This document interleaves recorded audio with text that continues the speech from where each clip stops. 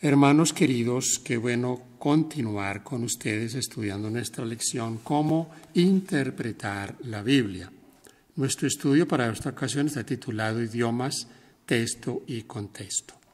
Nuestro versículo central, Deuteronomio 31:26. Tomad este libro de la ley y ponedlo al lado del arca del pacto de Jehová vuestro Dios, y esté allí por testigo contra ti. María Eugenia, ¿cómo estás? Muy bien, gracias a Dios. Me alegra mucho, hija. Estamos estudiando una lección bien interesante en cuanto a los idiomas. Y mira estos datos, hermanos queridos, que debemos tenerlos bien presentes. Más de 6.000 idiomas y dialectos en el mundo se hablan.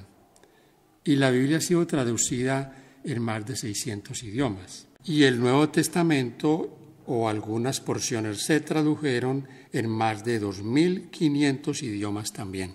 Podríamos pensar, María Eugenia, que son muchos, ¿cierto? Demasiados. Pero al mismo tiempo también podemos ver que es menos de la mitad de la población del mundo. O sea que tendríamos mucha población que no tiene la posibilidad de tener la Biblia en su idioma. Sí, claro, mucha gente no tiene todavía la Biblia en su idioma por razones de etnia o por razones también de imposibilidad. ¿Por qué? Porque hay muchos lugares donde la Biblia todavía no es un libro que se le permita a la gente tenerlo. Usted sabe que la libertad religiosa en muchos lugares está cercenada, la gente no puede elegir en qué creer, tiene que creer en lo que le dicen que tiene que creer. Entonces esto es algo que, por lo que siempre hemos luchado, por la libertad religiosa. Cada persona en el mundo tiene derecho a creer en lo que quiere creer, ¿cierto? Así es, o sea que podemos nosotros tener como una bendición el poder estudiar y leer la Biblia en nuestro idioma a la hora que queremos y nadie nos lo prohíbe. Ese es un privilegio que tenemos nosotros y por el cual debemos darle gracias al Señor. Entonces, es mucho lo que hay por hacer todavía hoy para que el Evangelio llegue al mundo. Realmente yo creo, hermanos queridos, que en mi concepto personal, que aunque a veces escuchamos que ya estamos predicando el Evangelio, pues yo diría que sí y que no. Es mucho lo que falta por hacer. Aún en nuestro país, mucha gente todavía no tiene un conocimiento claro de esas verdades que nosotros tenemos para predicarles. El mensaje de los tres ángeles debe llegar a todo rincón de la tierra. Y no podemos olvidar que esta es la última profecía que debe cumplirse. Cristo no vendrá, según lo dice San Mateo 24:14, hasta que no se predique el Evangelio en todo el mundo, hasta que cada persona no sea consciente de que debe tomar una decisión por sí o por no. Así que es mucho lo que hay por hacer y en eso debemos estar nosotros siempre en oración, pidiéndole al Señor que nos dé su Espíritu, que el Espíritu Santo sea derramado, porque de otra manera será imposible llegar a tanta gente. Nosotros no lo haremos nunca con nuestras fuerzas. Será el Espíritu Santo, por supuesto, con nuestra cooperación. Ahora, con nuestra cooperación o sin nuestra cooperación. Pero el Evangelio será predicado. Claro, el Señor nos va a quedar esperando pues hasta que nosotros nos dé por decir que sí, ¿no? Vendrá el momento cuando el Señor va a decir, con estos termino, con estos haré la obra, y los demás se van a quedar por fuera. ¿Por qué? Porque hemos tenido privilegios por los cuales el Señor nos va a demandar razón de ello. ¿Cómo entender las Escrituras? Segunda de Timoteo 3:16 y 17. Toda la Escritura es inspirada por Dios y útil para enseñar, para redarguir, para corregir, para instruir en justicia, a fin de que el hombre de Dios sea perfecto, enteramente preparado para toda buena obra. La Biblia es el testimonio de Dios para el hombre. ¿Cuál es el centro de la Biblia? O sea, el propósito de la Biblia. La salvación de la raza humana, nuestra salvación. Y el Señor ha dado su palabra para instruirnos en todo el camino que es el camino de la justicia. Podríamos decir que la Biblia es como un manual. Es un manual. Y mira algo aquí que me llamó poderosamente la atención y es cómo en los idiomas en que se escribió, inicialmente se escribió en el hebreo, un idioma que no son idiomas muy comunes, Y luego el Antiguo Testamento en hebreo y luego el Nuevo Testamento en griego.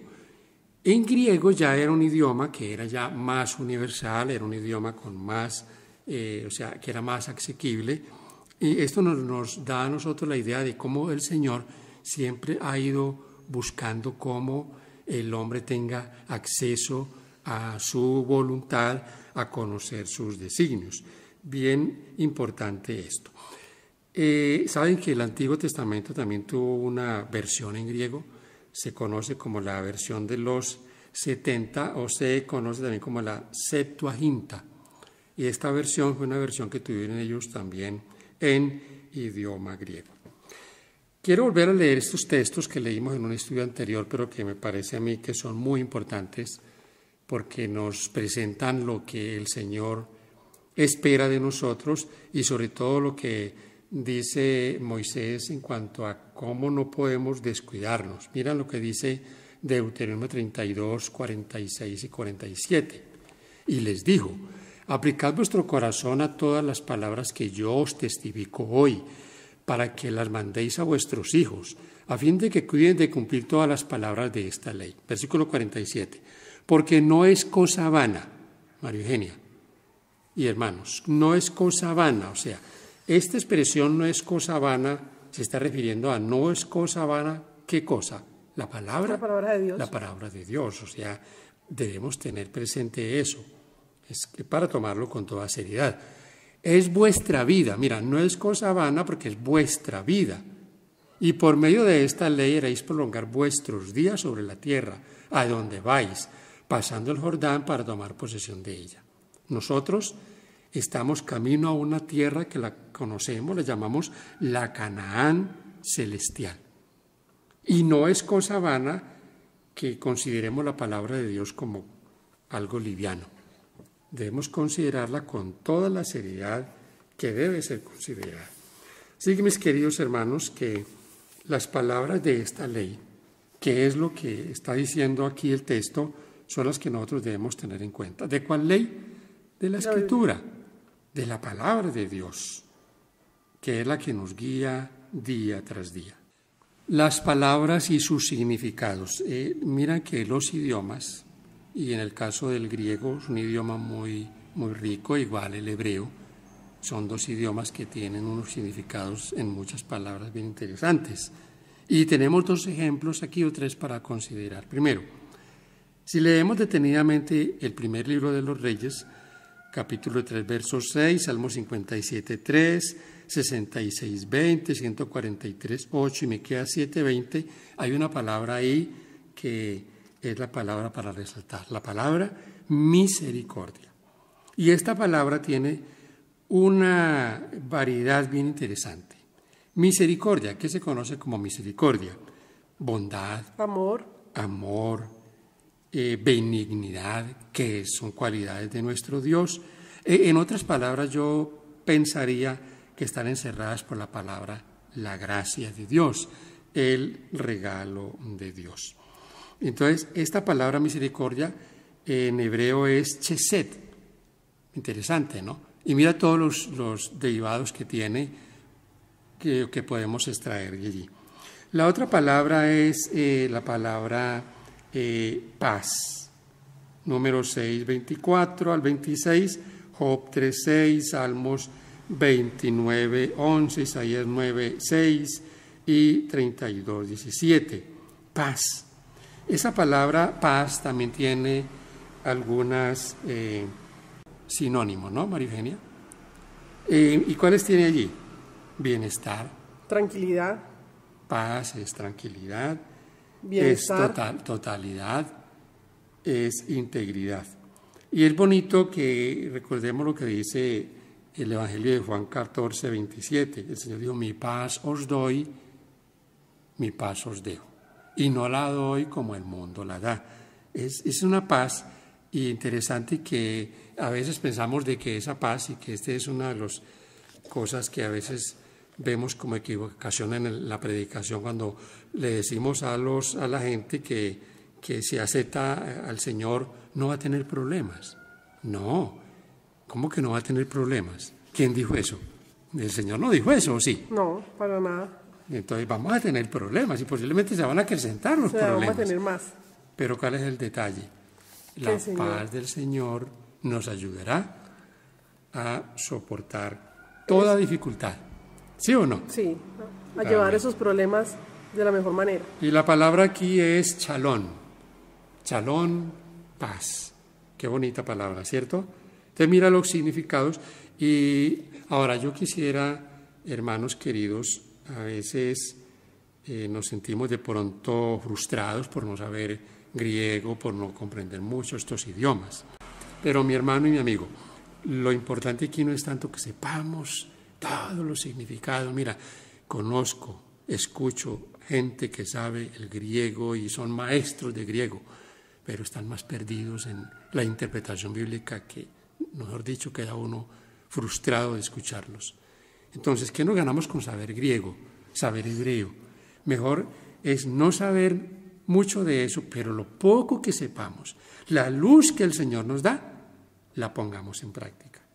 ¿Sí o no? Claro. ¿Qué nos ganamos con saber mucho y no practicar bien poco? Repetición, formas de escritura y significado. Génesis 1, 26 y 27. Entonces dijo Dios: hagamos al hombre a nuestra imagen conforme a nuestra semejanza, y señoree en los peces del mar, en las aves de los cielos, en las bestias de toda la tierra, y en todo animal que se arrastra sobre la tierra. Y creó Dios al hombre a su imagen, a imagen de Dios lo creó, varón y hembra los creó. Podemos ver en estos textos, por lo menos hay dos palabras que se repiten varias veces: imagen y lo creó. ¿Por qué se repite tantas veces una misma palabra en un texto? Y creo que es porque el Señor quiere enfatizar el mensaje que nos quiere dar a entender. Y esto es lo que hemos venido analizando en cuanto a estos idiomas. Y aquí lo que estamos viendo es como esa continuidad de una idea. ¿Quién los creó? Dios. Mira que el texto lo dice tres veces, y los creó. A su imagen. Para que no quede la duda. Es el énfasis que le coloca allí Moisés. Y es la misma situación lo que vemos también en Isaías 6:3. Se repite la palabra santo, santo, santo 3 veces. Vuelve otra vez a colocarse el énfasis en la santidad de Dios. Podemos hacer también de textos sacar muchas ideas en cuanto a santo, santo, santo. Algunos lo aplican como para la Trinidad, santo el Padre, santo el Hijo, santo el Espíritu Santo. Ok, pero simplemente son ideas que puedan venir o que a veces vienen a nuestra mente. Aquí vimos que lo que hace Isaías es mostrar la santidad de Dios y también al mismo tiempo reconocer su incapacidad, reconocer su pecaminosidad. ¿Qué es lo que luego ocurre en el caso de Daniel capítulo 3 con la estatua que levantó Nabucodonosor? La estatua de Nabucodonosor tiene énfasis en que esa estatua que levantó Nabucodonosor se repite.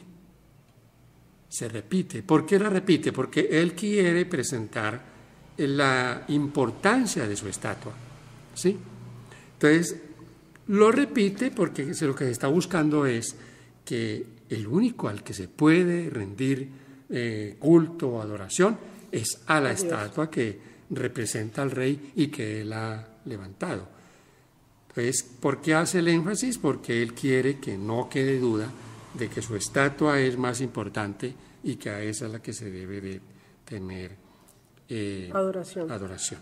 Ahora, textos y contextos. Esta parte de textos y contextos, hay algo que yo creo que lo hemos aprendido a través del tiempo, y es que un texto sin su contexto se convierte en un buen pretexto. Y eso es muy común hoy en la interpretación de la palabra de Dios. Porque la Escritura es necesario que nosotros analicemos, podríamos hablarlo así como la periferia de lo que estamos, de esa idea, que esto es lo que ha ocurrido con la interpretación de muchos textos, tanto del Antiguo como del Nuevo Testamento. Entonces, toman un pasaje y a veces una sola palabra, y voy a ponerles una comparación de Hechos 10. ¿Recuerdan la expresión de Hechos 10 cuando la voz le dice a Pedro, levántate, mata y come? Entonces muchos toman este texto para decir que es lícito comer cualquier carne. Que se puede comer de todo. ¿Por qué? Porque a Pedro se le dijo, levántate, mata y come. Es muy, ¿cómo diríamos? Muy facilista tomar las cosas así. Porque si usted lee el contexto, más adelante, creo que es el versículo 28, Pedro dice, ahora veo por qué Dios me ha mostrado que a ningún hombre llame común o inmundo. El problema no eran animales, el problema eran los hombres. Por eso ese texto hay que mirarlo bien en su contexto. Y el contexto no solo tiene que ir con lo que está adelante, sino con lo que está atrás. Analicemos un poquitico la palabra Adán. María Eugenia, la palabra Adán tiene una... María Eugenia, la palabra Adán tiene un sinónimo. ¿Cuál es? Género. O sea que en algunos textos se puede tomar como hombre o mujer. Ajá. Y los llamó Adán, dice la Biblia. Entonces, esto también está en algunos lugares está la palabra o la referencia para Adán en forma directa. No siempre se refiere a Adán o a Adán y Eva o al género. También se refiere a Adán en forma directa. Como cuando el apóstol Pablo, recuerdan que el apóstol Pablo dijo, hablando del primer Adán, refería a cuál Adán, al que fue creado allá en el Edén. ¿Y cuál es el segundo Adán? A Jesús. Los libros y su mensaje. ¿Por qué no nos cansamos de estudiar la palabra de Dios? Porque tiene mucha variedad. Porque hay variedad, ¿cierto? Y cada libro tiene un mensaje en particular. Mira, los libros de Moisés. O sea, podríamos hacer un recuento rápido, así, la historia en el Antiguo Testamento, los libros históricos, los salmos. Los proféticos. Los libros proféticos, los proverbios. Y estos libros que fueron reconocidos por el Señor Jesús. El Señor Jesús habló de los profetas, habló de Moisés. Los apóstoles hablaron de ellos. O sea, le dieron una aceptación, resaltaron la palabra de Dios de una forma clara, y eso nos da a nosotros la seguridad de que en tanto ellos como nosotros tenemos un libro lleno de cosas maravillosas que cada vez nos encanta buscar, nos encanta estudiar. Además que cada vez estamos teniendo enseñanzas nuevas. Podemos leer un libro varias veces, pero estoy segura que siempre le vamos a sacar aplicaciones nuevas para nuestra vida. Y imagínate que hay textos que los hemos leído tantas veces y todavía estamos sacándole a esos textos cosas importantes para nuestra vida. Y que a veces pensamos, ve, ¿y yo por qué esto no lo vi? En su palabra Dios comunicó a los hombres el conocimiento necesario para la salvación. Las Santas Escrituras deben ser aceptadas como dotadas de autoridad absoluta y como revelación infalible de su voluntad. Constituyen la regla del carácter, nos revelan doctrinas y son la piedra de toque de la experiencia. La circunstancia de haber revelado Dios su voluntad a los hombres por su palabra no anuló la necesidad que tienen ellos de la continua presencia y dirección del Espíritu Santo. Por el contrario, el Salvador prometió que el Espíritu facilitaría a sus siervos la inteligencia de la palabra, que iluminaría y daría aplicación a sus enseñanzas. Y como el Espíritu de Dios fue quien inspiró la Biblia, resulta imposible que las enseñanzas del Espíritu estén jamás en pugna con las de la palabra. Conflicto de los siglos, página 10 y 11.